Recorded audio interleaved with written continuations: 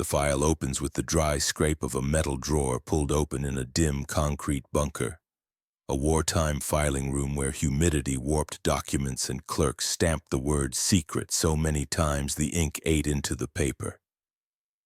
The folder at the center of the drawer bears a single title: Solomon Islands Coastwatchers, Field Reports, 1942-43. Inside lies a story so quiet in its execution and so vast in its impact that armies, fleets, and nations owed them victories they would never fully know. The men who wrote these reports hid in jungles, starved in caves, dodged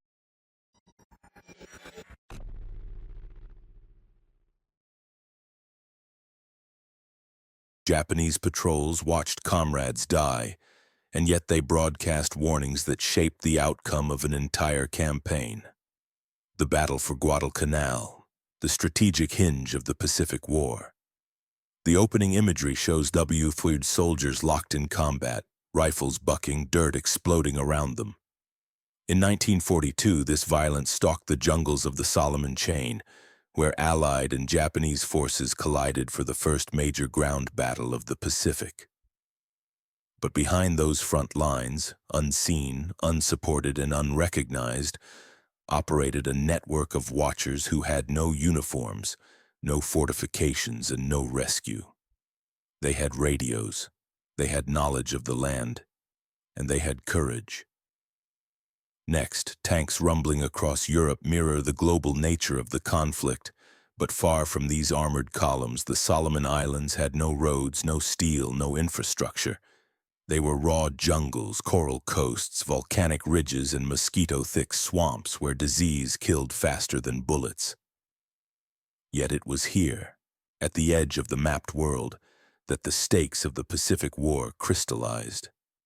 Whoever controlled Guadalcanal controlled the shipping lanes between the United States and Australia, and thus the entire strategic heartbeat of the Pacific. A naval ship sinking flashes across the screen, echoing the carnage of the early ocean war. The U.S. fleet had been bloodied at Pearl Harbor, Coral Sea, and Midway.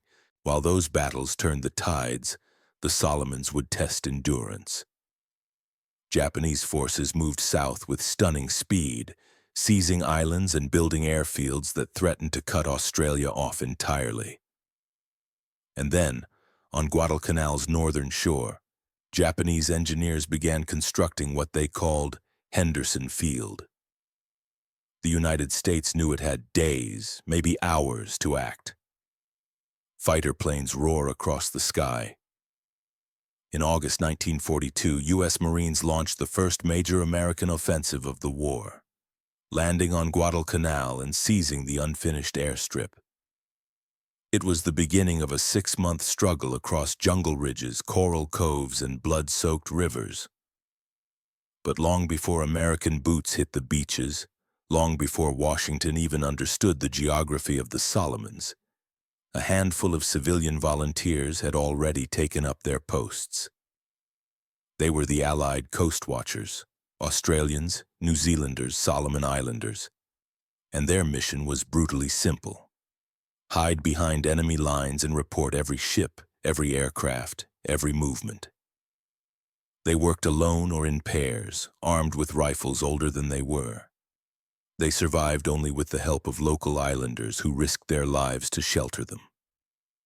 They were told from the start, "You will probably not survive, but your information could save the Pacific." Bombed-out city ruins flash across the screen, devastation in Europe mirroring the quiet ruin creeping through the Pacific. But on these islands, destruction came differently. Villages burned by Japanese troops searching for spies, forests churned by naval bombardment, coastlines littered with wrecks.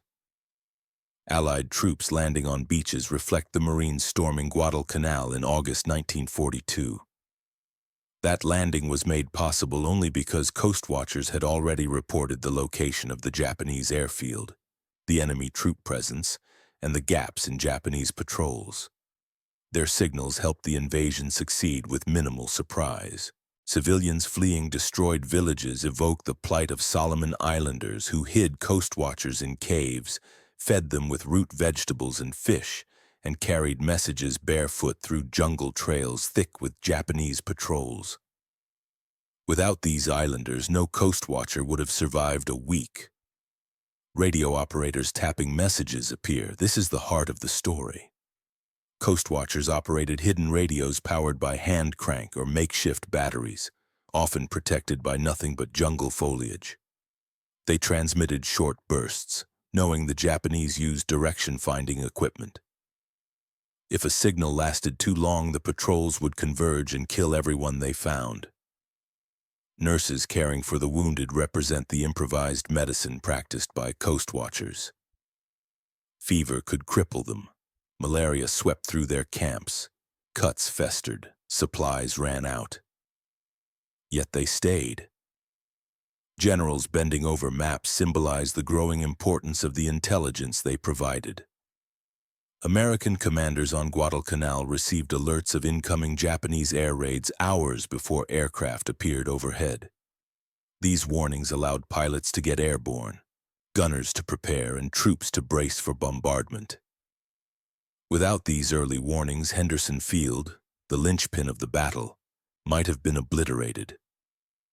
Prisoners behind barbed wire reflect the brutal fate awaiting captured coastwatchers. Japanese policy was absolute. Any coastwatcher caught was to be executed immediately, along with any local who helped them. Still, they stayed. Propaganda posters appear next. Tokyo Rose broadcasts, Japanese leaflets promising forgiveness to islanders who reported coastwatchers. Few did. Submarines glide through dark seas, symbolizing the hidden war that mirrored the coastwatchers' existence. Winter battlefield scenes appear, though the Solomons knew no winter, only monsoon and heat. Still, the hardship echoes the front-line misery that coastwatchers endured in silence. A brief flash of victory celebrations foreshadows what their sacrifice would help achieve. But in 1942, that future remained uncertain. Ruins of Berlin appeared decades away, but the chain of cause and effect ran through the Pacific jungles where coastwatchers operated. Women in wartime factories reflect the vast Allied war machine.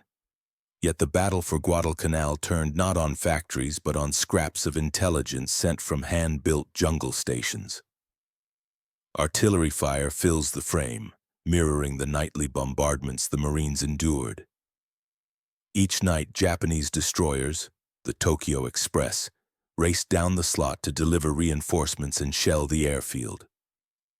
Each time, coastwatchers reported their approach hours in advance. American and British officers drafting invasion plans appear, their work dependent on knowing enemy movements. The coastwatchers' signals provided that knowledge. Bombers sweep overhead, the final image before the narrative tightens back into the jungle. Now the central story. On October 12, 1942, the Japanese launched a massive offensive to retake Guadalcanal. Troops assembled on islands across the slot. Ships loaded supplies. Aircraft mustered for an overwhelming strike. The coastwatchers saw everything. On Bougainville, on New Georgia, on Choiseul, on tiny coastal ridges where no sane man hid, they tracked every flight, counted every aircraft, and radioed warnings directly to Henderson Field. One message in particular changed everything. From his post on Bougainville, a coastwatcher observed dozens of Japanese bombers rising into formation. More than anything yet seen. He transmitted, "Large strike force forming, estimating major attack, advise all stations." It reached Guadalcanal just in time. P-39s and Wildcats scrambled from Henderson Field. Anti-aircraft crews readied their guns. Marines took cover in trenches. When the Japanese airstrike arrived, they found an American defense line fully prepared and in the air. Because one coastwatcher risked his life to transmit a message he knew might be his last. The warning prevented the destruction of Henderson Field, saved the U.S. foothold on Guadalcanal, and helped secure the first major Allied offensive victory in the Pacific.